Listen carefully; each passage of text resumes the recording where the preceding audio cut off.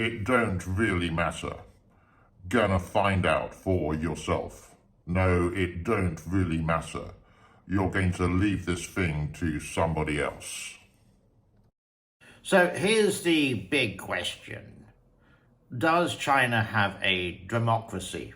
Now, China says, yes, they have Chinese democracy. But what is democracy? We can go to the Cambridge, or we can go to Cambridge University and their dictionary, and states this: the belief in freedom and equality between people, or a system of government based on this belief, in which power is either held by elected government representatives or directly by the people themselves. Politics and government. A democracy is a country in which power is held by elected representatives. Okay, so I would say that most people would agree with that. Whether you like it or not, that is a democracy in the English language, verified by Cambridge. Now, Cambridge is the second best university in the world. The first, of course, is Oxford. I have to support Oxford because my sister, or one of my sisters, went there. So, in the United States is a representative democracy. This means that our government is elected by citizens. Here, citizens vote for their government officials. These officials represent the citizens' ideas and concerns to the government. That is democracy. Yeah, I absolutely agree. Now, whether it works or it doesn't, well, that's another opinion. Is the person who is your elected representative for the government a good person, or is he a little bit corrupt and likes to do a couple of backhanders and like he's a power tripper? These are all questions. This is the funny thing. So China says they're a democracy, but if you go to Wikipedia and type in the exact words Chinese democracy, you get this. Chinese Democracy is the sixth studio album by the American hard rock band Guns N' Roses, released in November the 23rd, 2008.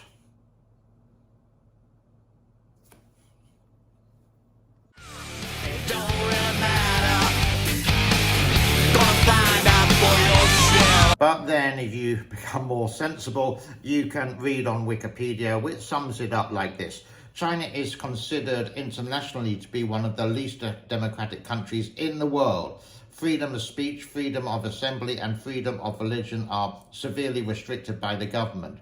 The general Chinese public has virtually said no to how the top leaders of the country are elected.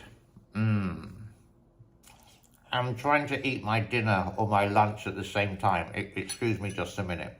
So this is the thing. Xi Jinping has been, he's just made himself president for life and is a dictator. And if you do the quotation of what he does, yeah, he is a dictator.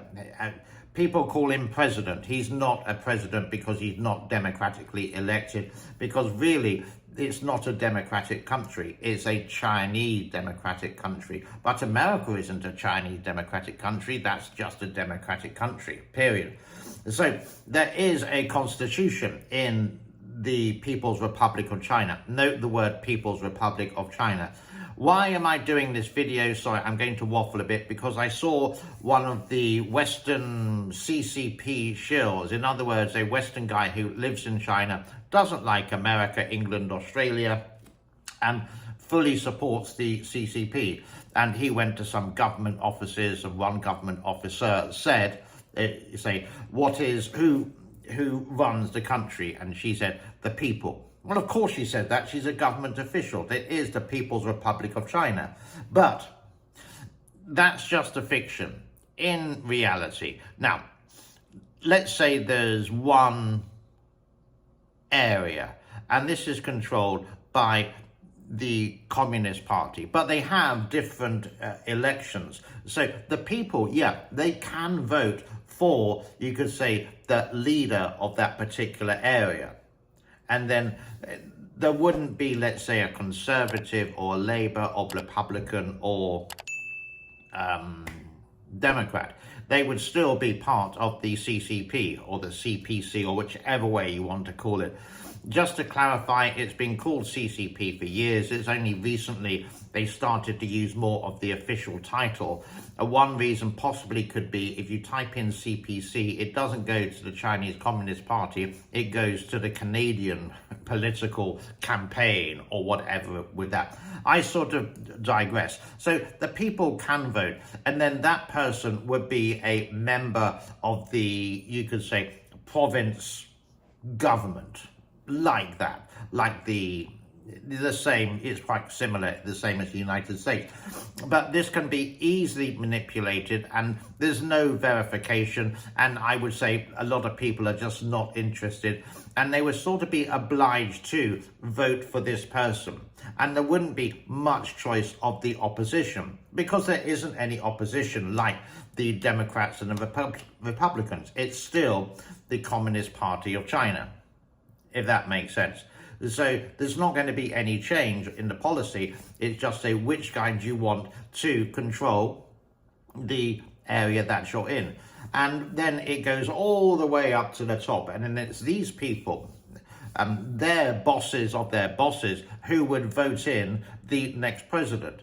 Now, China is one of the most corrupt countries in the world. And basically, if you don't choose Xi Jinping, for example, then they know it's you. It's not a secret ballot. They know it's not you. And you're going to have a really hard time because you're not going with the norm. You're not going with the big families, the 6 big families which are controlling basically China and just money-grabbing corrupt officials. Xi Jinping, he is corrupt. Remember the 2016 Panama Papers, where he was caught red-handed being a corrupt politician, along with David Cameron, along with the Icelandic Prime Minister, along with Putin, and a host of other people. Of course, in China, this wasn't on Baidu. There was no news about it. There was a media blank about it, which was actually quite funny. Again, they control everything, the Communist Party. If they don't want something shown, basically they will block it because they have the complete power over the internet, so to speak. Noodle time. These noodles are so nice. So, to reiterate, China does have a constitution, and it is written as the supreme law of the land. But it was written by Mao way back in 1952. Has it been updated? I'm sure it has, because there's a lot changed since Mao was in power, with the Great Leap Forward, where unfortunately so many people died because of him, and because of the Cultural Revolution a little bit later in the 1960s and 70s, it just didn't work. So I think it was last year when Xi Jinping re-elected himself as the president for life. Demigod, the god. You could say it's similar to Putin, and to be honest, I don't really like Putin's short little stuffed up guy who doesn't listen to anyone. He reminds me of some business owners actually in, well, let's not go there. I pledge my allegiance to the Constitution of the People's Republic of China, to safeguard the Constitution authority, fulfill my legal obligations to be loyal to the country and the people, be committed and honest in my duty, accept the people's supervision and work for a great modern socialist country that is prosperous, strong, democratic, culturally advanced, harmonious and beautiful. Quote, March the 10th, Chinese President Xi Jinping.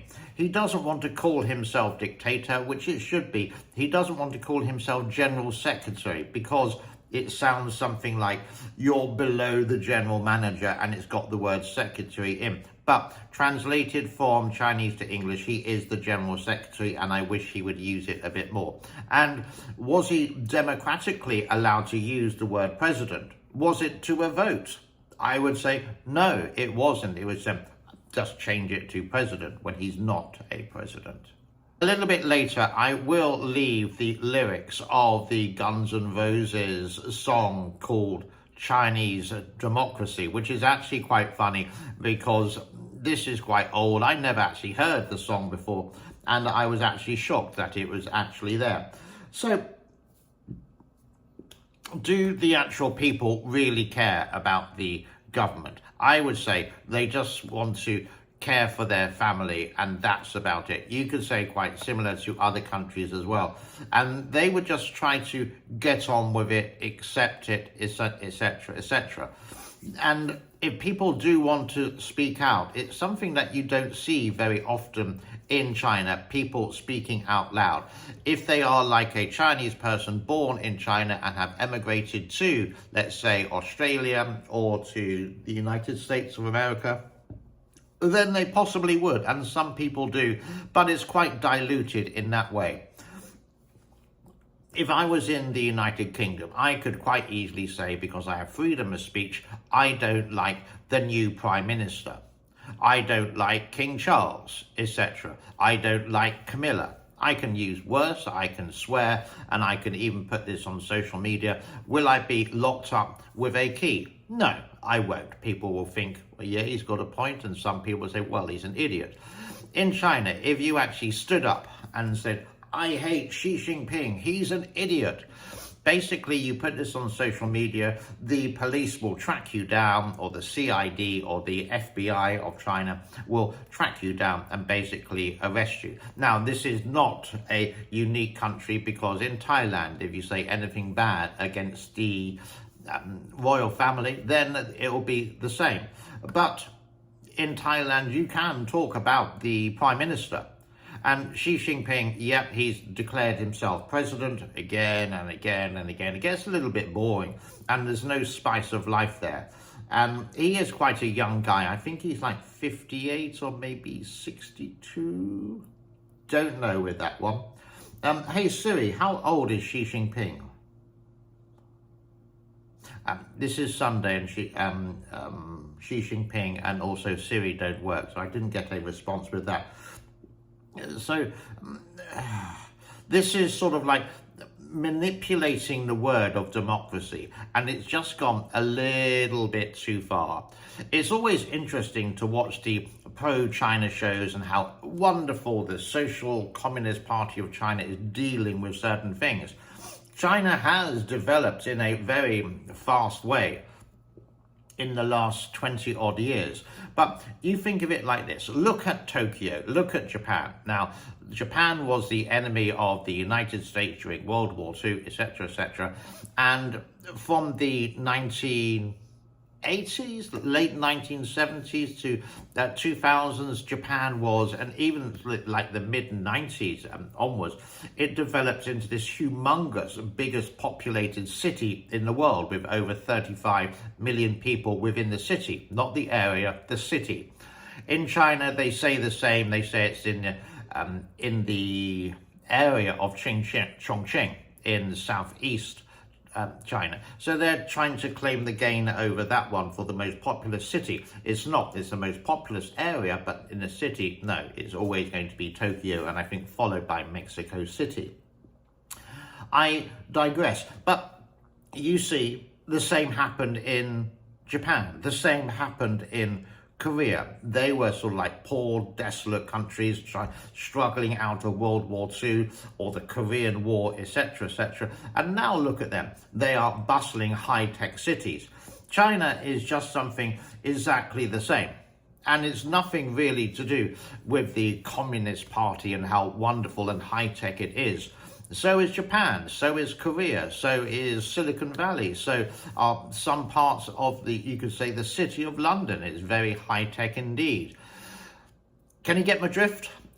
It's bombarded socially down your face. It's great that China has developed and there's less people in poverty. There's still a long way to go. But the thing is, they just do these lies all the time, which is just a frustrating thing. And I think, before I start to waffle on more, I'm going to leave it. Thank you so much for your time, and I'm going to put the lyrics up of the Guns N' Roses song. Do have a read of them if you like Guns N' Roses. I'm a big fan. Yeah, the guy who wears the funny hat, the lead guitarist, he's just a genius when it comes to guitar. And Axl Rose's voice, wow. I don't know what happens to them now, but they're just one of my great rock bands when I was younger. I'm really digressing. Here is the lyrics of Guns N' Roses. Have a happy day. God bless to all. Bye-bye for now. What you need to do is put it on pause so you can read it, because it's only going to be there for 10 seconds, then it's going to be the end credits.